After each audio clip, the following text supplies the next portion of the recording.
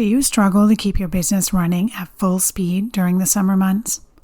Many women small business owners do, especially if they're moms with kids at home for the summer.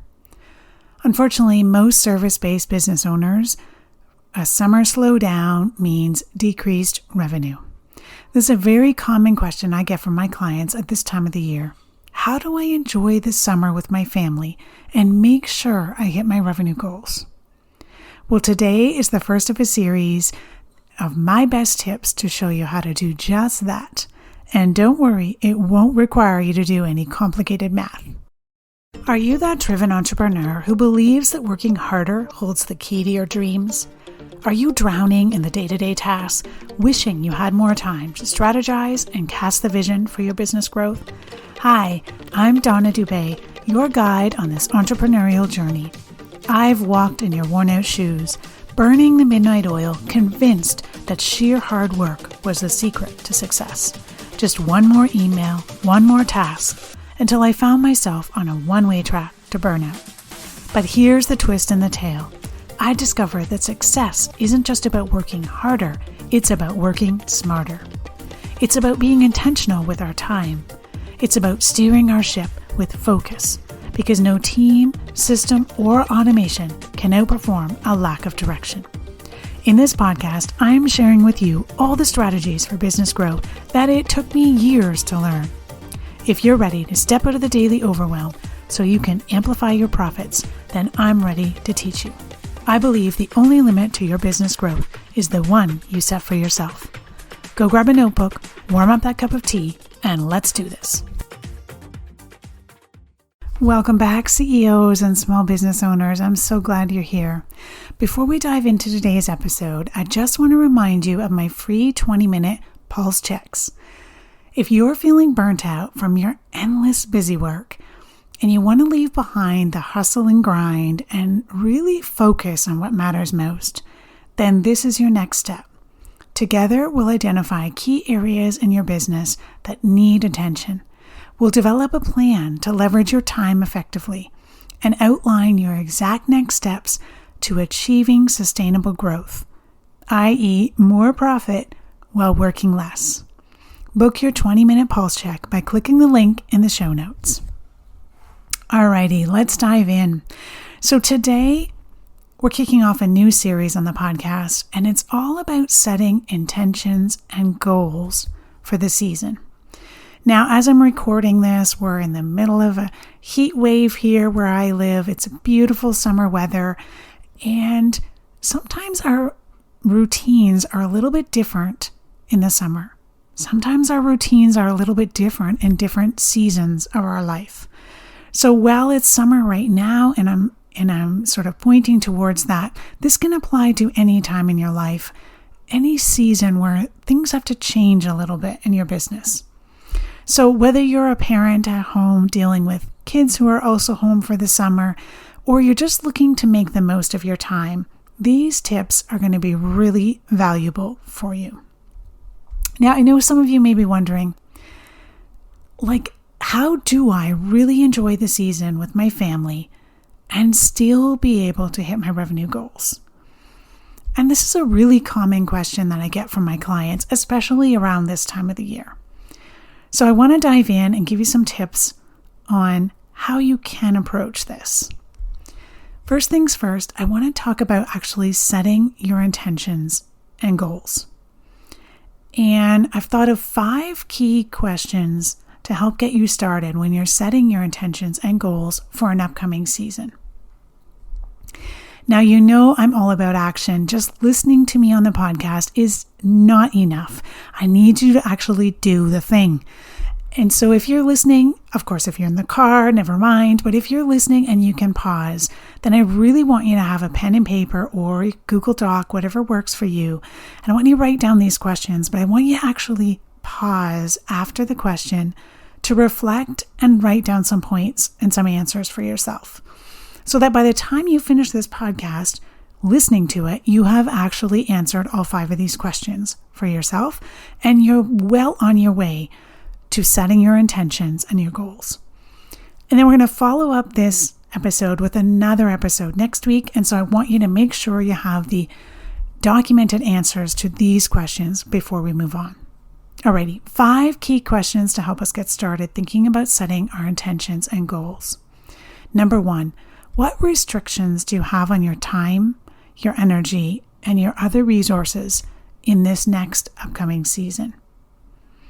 Again, it doesn't have to be summer, but a time in your life when something is changing.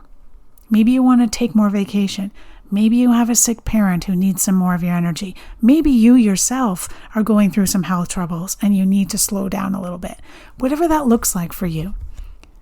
We as business owners, especially women business owners, are juggling a lot, right? We could have kids at home. We have a family at home. Maybe we want to plan some vacations, and I don't know about your house, but in mine, that falls on my shoulders. So for me, I know my energy dips a little bit in the afternoons, especially when it's nice and hot outside. Understanding how your energy flows in the day can really help you plan. Understand your restrictions is really the first step to planning. So I want to give you an example. One of my clients, she's a mom of 3, I believe, and she realized that she had to carve out some time in the early mornings when it was summer and her kids were home in order for her to get some quiet time and get some work done before her kids got up. Now, certainly it wasn't easy because, that meant she had to get up a little bit earlier and again had to go to bed a little bit earlier. But it worked wonders for her productivity. She had about an hour to an hour and a half of just hitting the books, getting into her business and doing the work that mattered most for her business in order to see that growth, in order to see that momentum that she wanted to see. That meant she wasn't in her emails. That meant she wasn't on social media. She was really hitting those growth level tasks that you hear me talk about a lot.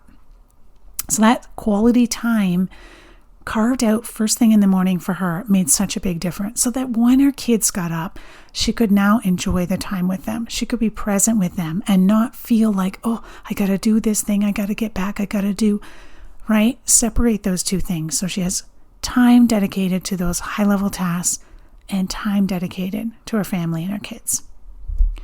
So that's question 1. Pause me here, take some time and reflect on what restrictions do you have on your time and energy over this next upcoming season. Okay, question 2, what do you really want to do this season? And this can be something for yourself or with your family or friends. I'm a strong believer in balancing, and I know work-life balance is a term that's used a lot, but I like to say it's essential to balance work with personal joy. What's something you've been putting off that you really, really wanted to do? For me, I know not everyone loves it, but for me, I really enjoy the nice, hot summer weather. And so I'm really focusing on trying to get outside every day that I can. I like the humid weather, I like the heat, and I need to be intentional about enjoying it before winter comes. Because I'm not a winter fan, and so I will end up complaining quite a bit when the cold weather comes. And so I need to really focus and make sure I have time blocked off that I can get outside and enjoy the nice weather. And for me, it doesn't have to be complicated, right? Simply going out for a nice walk, simply going for a walk and sitting on a gazebo, getting in the backyard, meeting with a friend and going for a walk. Like, it doesn't have to be fancy, but just getting out and enjoying that fresh air, enjoying that nice warm weather is something that's important to me. So what about you? What's something you've been putting off that you really want to do? Maybe it's, taking a pottery class that you've been eyeing for a while and just haven't had the time to actually register and commit to it. Maybe you enjoy spending weekends, at a cottage or at a lake, and you're not getting there often enough. Whatever that is for you, I want you to write it down. Be intentional about it and put it down on paper or digitally, whatever's working for you. All right, question 3. What are your non-negotiables for this upcoming season? And these non-negotiables are for life and for business. So we've got two sides here.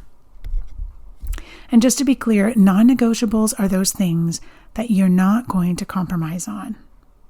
No matter what, these need to happen. So for me, fully disconnecting from my business when I'm on an adventure with my family or my friends is crucial. And I have to admit, I've worked on this quite a bit. I'm reasonably good at it now, but old habits can sneak in. Trust me, they can sneak in very easily. And so it's something I have to be mindful of all the time. Is that when I'm away, when I'm on an adventure, whatever that is, enjoying time with family and friends, I'm fully disconnected from my business. My phone does not have notifications on it that have anything to do with business. Obviously, I don't have my laptop with me, and I'm just enjoying being out and being with the people that I'm with. Another non-negotiable for me is actually going to bed earlier so I can start my day with some peaceful, quiet time. A little bit like I told you about my client earlier, but I didn't have the little kids at home situation. But I really enjoy getting up and having the house peace and quiet, having some quiet time, just enjoying that time before I get into my day. But in order for that to happen, I need to go to bed a little bit earlier so that I'm not completely exhausted when that alarm clock rings. So what about you? What are your non-negotiables? I want you to declare them out loud. And even if you're in the bathroom mirror and you're talking to yourself. When we put intention behind these things, it makes such a difference. So write it down, say it out loud, make it clear. These are my non-negotiables for this upcoming season. Okay, question number 4. How much revenue do you want or need to make each month? What's your bare minimum goal and what's your dream goal? And this is where we're going to get a little more tactical, right? What is your financial target? So take your yearly revenue goal, divide it by 12. Now you know the revenue you would like to make each month. But what do you need to make in order to cover your expenses? What's your bare minimum? And so if you don't know this, I would love for you to grab the Get Paid Like a CEO resource. You can find it on my website, and the link will be in the show notes as well. And this will actually walk you through figuring out what your personal expenses are, figuring out, therefore, what your revenue goal needs to be in order to meet your personal expenses, forecasting a year or two ahead what your expenses will be like, and then actually making a plan for how you're going to reach that revenue goal. So if you haven't dived into that product yet, I highly suggest it. It's called Get Paid Like a CEO, and we'll have the notes in the show notes, or the link in the show notes for you. So maybe you need to cover certain expenses at home, or perhaps you have a dream goal that, would allow you to then reinvest back into your business. So I want you to set a minimum goal, and I want you to set a dream goal. I remember working with a client once, and she had set a bare minimum goal to cover her operational costs and to be able to pay herself. And she set a dream goal so that she could fund a new marketing campaign. And it was really lovely to watch this pan out because she had before only set her bare minimum goal, and she would work towards that. But when she actually took the time to set the dream goal, and she had an intention behind what she wanted to do when she reached that goal, this just inspired her. It just gave her so much energy and so much focus to move ahead. And it was really surprising watching her aim, go for, and attack to be able to reach that dream goal. So having these targets really helps you stay focused and motivated, especially in those times when, things are tough, things aren't going the way we want, and we're frustrated with something and we just want to forget the whole thing. Having these targets really gives us, a GPS, right? A place where we're headed to, so we don't get lost in the weeds. So what is your bare minimum goal, and what's your dream goal in terms of monthly revenue. All right, number 5. Last question.